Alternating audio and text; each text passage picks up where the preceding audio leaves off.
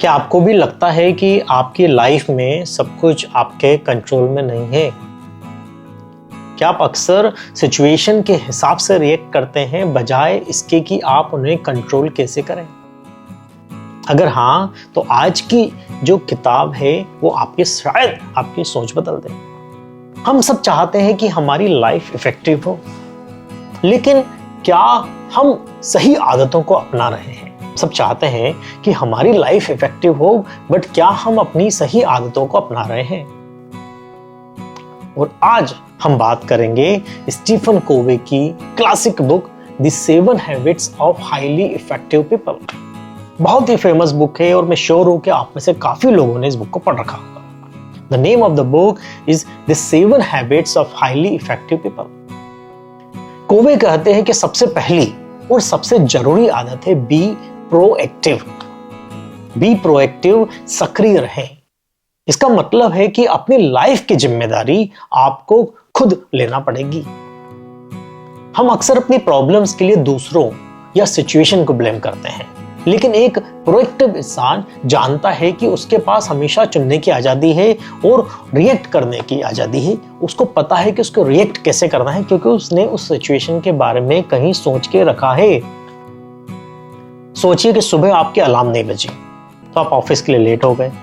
एक रिएक्टिव इंसान क्या करेगा?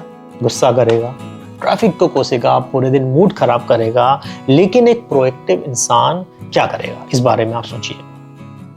वो शायद अगली बार 2 अलार्म लगाएगा या रात को जल्दी सोएगा।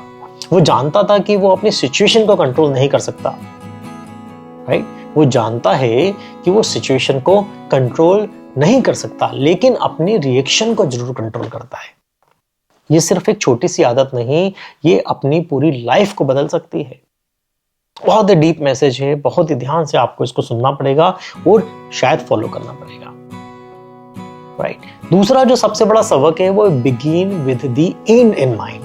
Begin with the and in mind, अंत को ध्यान में रखकर शुरुआत करें। इसका मतलब है कि कोई भी काम करने से पहले आपको पता होना चाहिए कि आप कहां पहुंचना चाहते हैं। आपकी लाइफ का ब्लूप्रिंट आपको आज तैयार करना पड़ेगा। अगर आप घर बना रहे हैं तो पहले उसका नक्शा बनाइए, ना कि सिर्फ घर को बनाना स्टार्ट कर दीजिए। वैसे ही आपको अपनी लाइफ का भी एक नक्शा आपको बनाना पड़ेगा। जरूरी नहीं कि वो बिल्कुल एक्यूरेट हो, लेकिन आपको अपना जो नॉर्थ स्टार, जो डिजाइन है, जहां आपको पहुंचना है, वो आपको कहीं ना कहीं लिखना पड़ेगा। अगली बार जब आप किसी भी मुसीबत में हो, किसी भी मुश्किल में हो, तो खुद से पूछें, क्या मैं रिएक्ट कर रहा हूं या प्रोएक्टिव बन रहा हूं? कोई भी नया काम शुरू करने से पहले आप खुद से पूछें, मैं कहां पहुंचना चाहता हूं? द 7 हैबिट्स हमें सिखाती है कि हमारी आदतें ही हमारा फ्यूचर तय करती है। ये तो बस सिर्फ 2 आदतें हैं, क्योंकि ये सिर्फ 2 मिनट्स 1 बुक सीरीज है।